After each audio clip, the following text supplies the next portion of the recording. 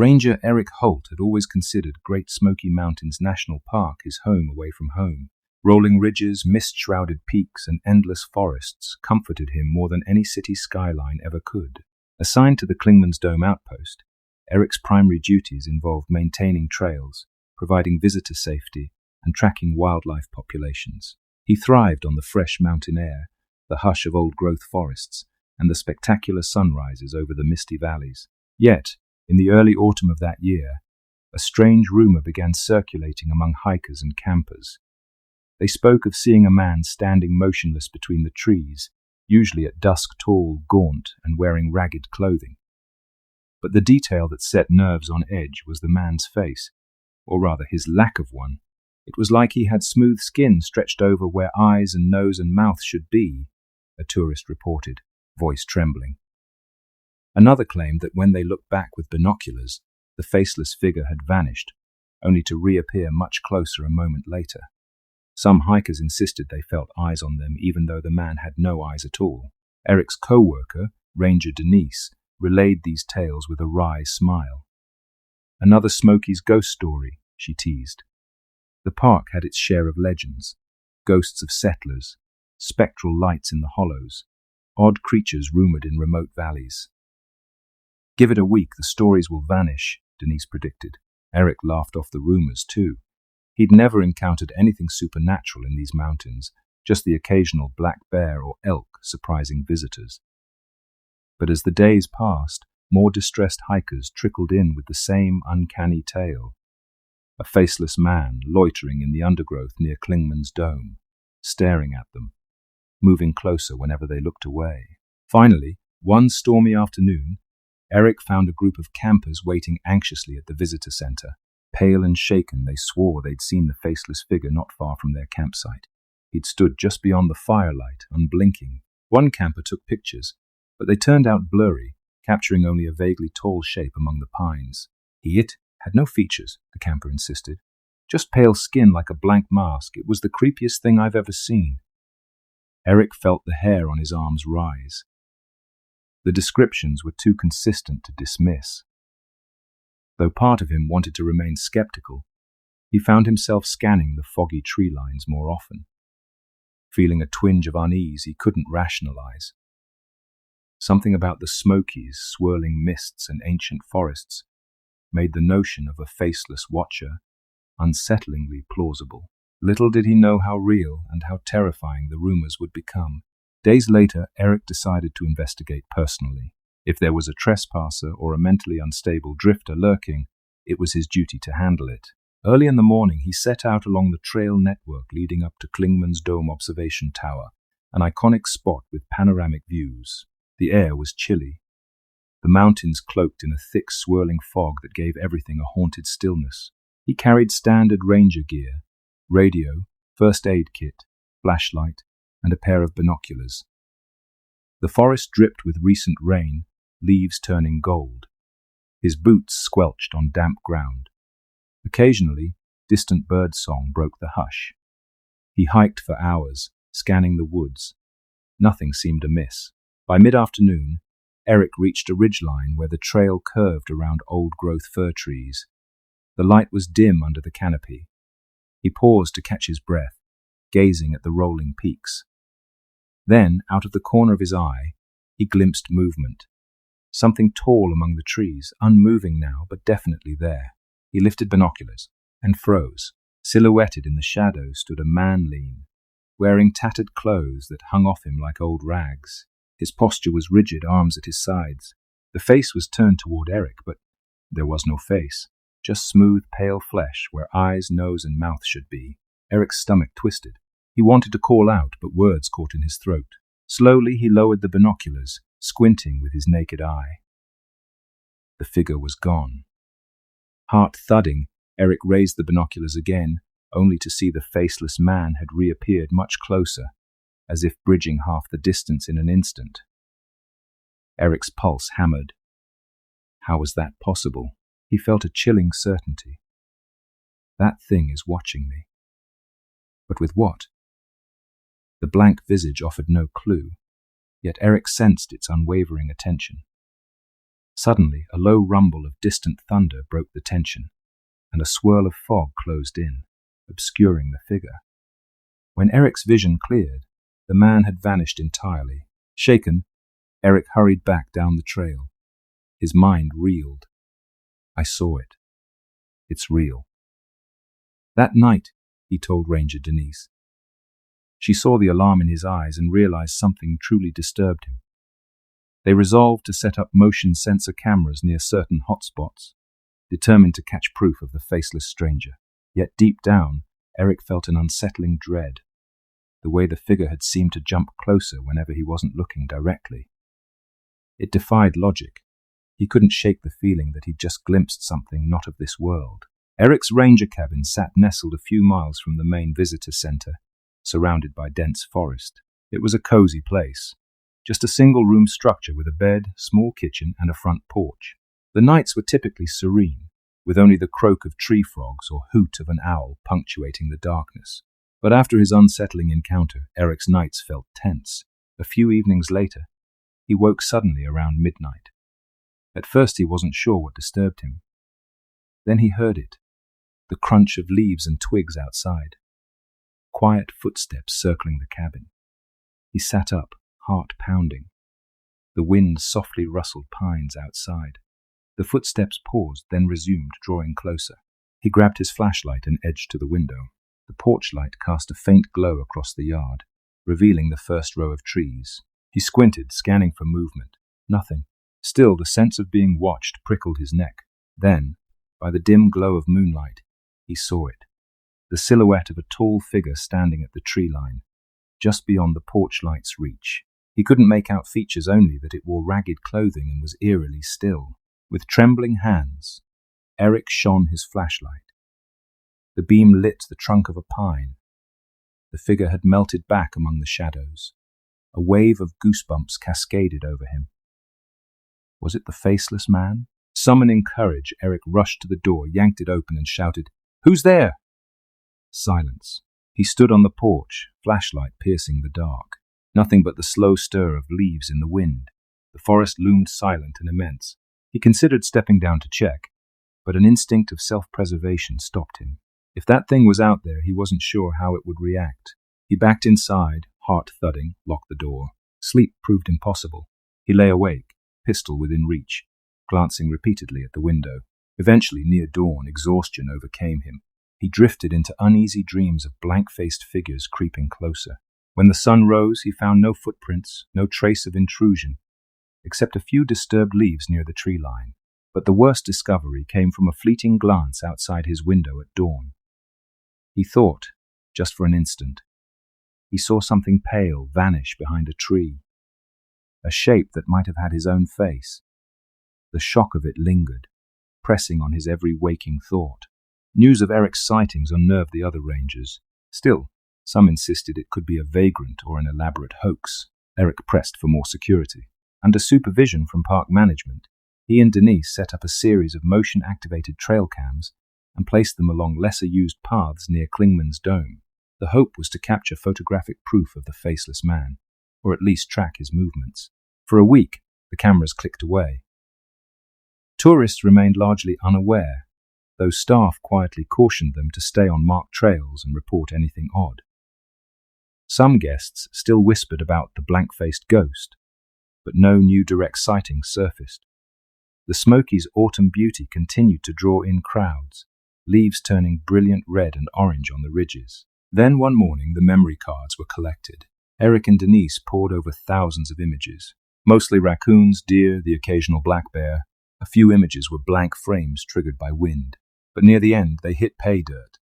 In two separate photos from different cameras, a tall figure stood among the trees.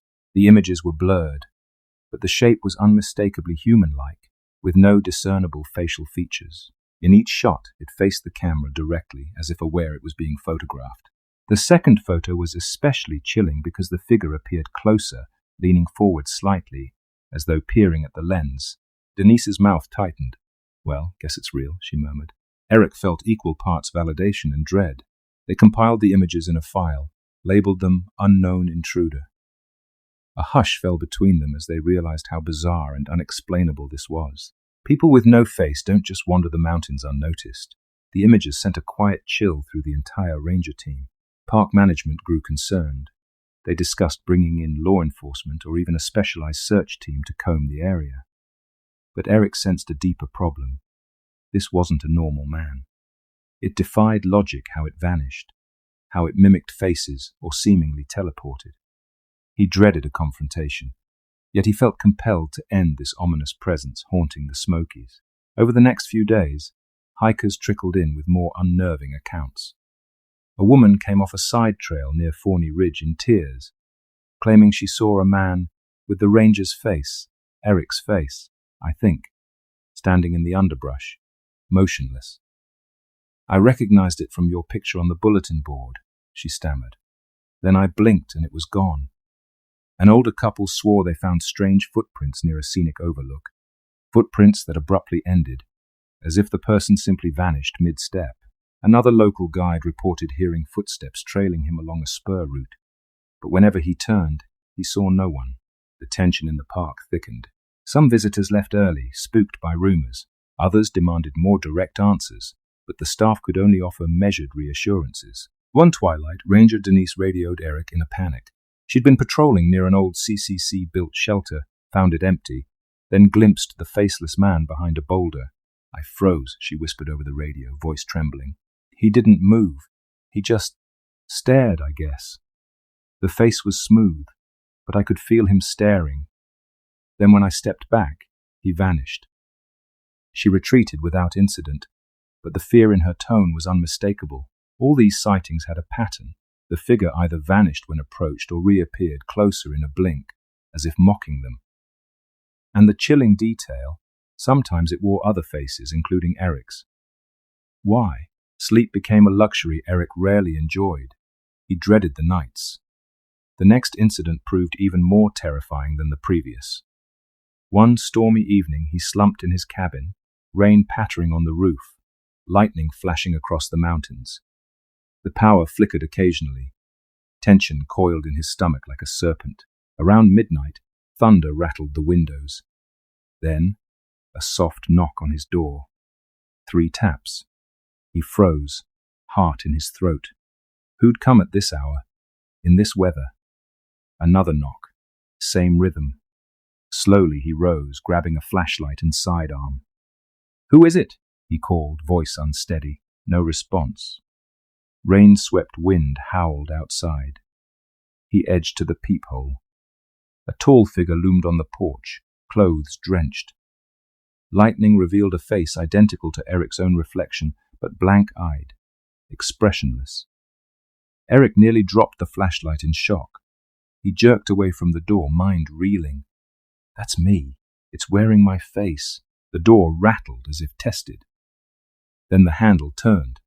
Locked, thankfully. Another few knocks, insistent.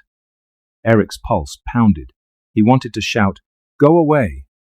But fear choked him silent. Suddenly the door pounded harder, once, twice, like a desperate attempt to break in. Then it stopped. Silence, except for the pounding rain. Eric forced himself to peek out again. The porch was empty, wind whipping water across the boards.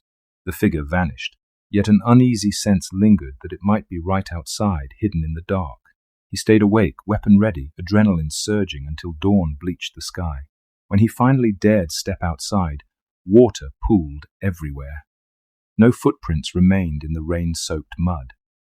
Only his reflection stared back from a puddle.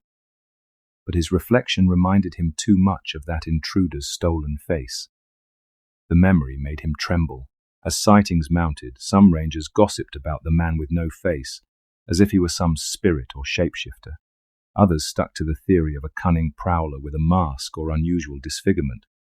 But none could explain how he materialized so quickly, how footprints ended abruptly, or how he mimicked people's faces. Eric found himself exploring old Cherokee lore and local superstitions, hoping to glean a clue. The Smoky Mountains had a deep cultural heritage, rife with tales of ghosts and strange apparitions. One story mentioned a skin stealer who roamed the forest, adopting the faces of those who glimpsed it, forever haunting them. Another legend spoke of a lost settler cursed to wander faceless for eternity. None gave a clear answer for the phenomenon at Klingman's Dome, but the parallels unnerved him. He couldn't shake the dread that it fixated on him personally. The figure had repeatedly worn his face, or so people claimed. Why him? Perhaps because Eric was among the first to see it, or because he pursued it so relentlessly. He confided in Denise, who admitted she found scratch marks on the outside of her cabin's windowsill, as if someone with long nails had dragged them across. "I'm telling you, Eric," she said quietly. "It's targeting us." We stirred something that was better left alone. Exhaustion and anxiety weighed on Eric. He second-guessed every shadow, every rustle of leaves. Park visitors still roamed the Smokies, albeit fewer than usual. Management tried to maintain normal operations, but quietly cautioned staff about after-dark patrols. Eric, haunted by nightly footsteps around his cabin, grew jumpy, eyes ringed with sleeplessness. One evening, he decided enough was enough. Armed with a high-lumen flashlight and a camera, he resolved to confront the figure if it appeared at his cabin again. "I'll get this on film," he told Denise. "Then no one can doubt what we're dealing with." Late that night, indeed, footsteps crunched near his window. He swung his flashlight up, camera rolling on his phone. The beam caught a fleeting glimpse of a tall, gangly shape by a pine trunk. In that split second, it wore a grotesque mishmash no face at first, then a flicker of Eric's features. The phone recorded a blur and a chilling half-second of silhouette. Then the figure darted behind the trunk with impossible speed. Eric rushed outside, phone flashlight sweeping the yard. The camera quivered in his hands. He circled the pine. No one was there, only the faint smell of damp earth. He swore under his breath. The footage was minimal, but perhaps enough to show something. Shaken, he retreated inside, heart hammering. Heart. Reviewing the clip, the silhouette was mostly a blur, but one frame froze his blood. The face, or lack thereof, morphing into a near replica of his own. He had photographic proof, however fuzzy, of an impossible entity. But would it matter? Park management decided to mount a full-scale search for the intruder, hoping to quell staff anxiety and restore normalcy. They organized rangers, local law enforcement, and a few volunteer trackers. The plan: sweep sections of forest near Klingman's Dome, set up vantage points at night. They gave Eric a leading role as he knew the area intimately. Despite his fear, he accepted. This might be the chance to end the terror. They divided into teams with radios, night vision gear, and all-weather clothing. The operation commenced after dusk, a mild night with clear skies. The Smokies lay calm, crickets chirping, stars twinkling overhead. Team by team, they fanned out along ridges, scanning for any sign. By midnight, nothing unusual. Shortly after midnight, an urgent radio call crackled in Eric's earpiece. "This is Ranger Dillon. Something's here. Movement near the old maintenance road. We're in pursuit." Then static. Another voice chimed in. "We see a tall figure heading West Sea Team. Intercept." The chase was on. Eric's group dashed through the forest, guided by glimpses of flashlights. Ahead, a figure weaved among tree trunks impossibly fast. A law enforcement officer aimed a spotlight, catching a fleeting glimpse. Tall, ragged clothes, a pale blank face. It vanished behind a rock outcrop. They fanned out to surround it. For a moment, Eric felt triumphant. They had it cornered. This unstoppable infiltration ended tonight. But as they converged, confusion erupted. One officer shouted he saw the figure slip right past him, yet no footprints remained in the soft earth. Another radioed that he glimpsed two shapes, one heading north, the other south. People scrambled. The forest turned chaotic with beams of light crossing each other. Eric nearly collided with a volunteer tracker who swore they saw the faceless man behind them. All illusions? Splitting illusions? In the chaos, Eric found himself alone on a narrow path. The forest was unnaturally still, distant shouts fading. Then, from behind a gnarled oak, the man with no face stepped out. It stood barely 6 feet away. Eric's breath caught. The figure cocked its head as though studying him. A wave of dread pinned Eric's limbs in place. Then the figure's face rippled. Slowly, features emerged, Eric's eyes, nose, mouth except lifeless, no emotion. Seeing his own face on this silent abomination was horrifying beyond words. Eric let out a strained cry, raising his flashlight. The figure recoiled from the brightness. Summoning nerve, Eric advanced. shining the beam full into that stolen visage. A low hiss emerged from the figure's throat. The trees around them stirred in an eerie wind. Then with lightning speed the entity fled, vanishing into the gloom. Eric fell to his knees, trembling. The search ended in vain. Teams regrouped near dawn, breathless, shaken. Many reported fleeting sightings of the figure, but it always slipped away. No one was hurt, but morale was shattered. They concluded the man with no face couldn't be captured by conventional means. Within days, the entire staff was on edge. Management felt pressure from above to keep the park open, yet the string of incidents, plus staff fear, made normal operations impossible. Finally, a decision was made to quietly scale back visitation near Klingman's Dome. Unofficially, the higher-ups told Eric to stand down. We can't risk further confrontation. The entity seemed unstoppable. They had no solution. Eric, burned out and haunted, decided to request a transfer. The Smokies, once his beloved domain, had become a place of nightmares. Before leaving, he spent one last morning walking the forest near Klingman's Dome, an attempt at closure. The crisp autumn air smelled of pine. The leaves glowed in the sunrise. Such beauty, overshadowed by a lurking horror. Near a quiet overlook he paused, closing his eyes. He sensed no presence.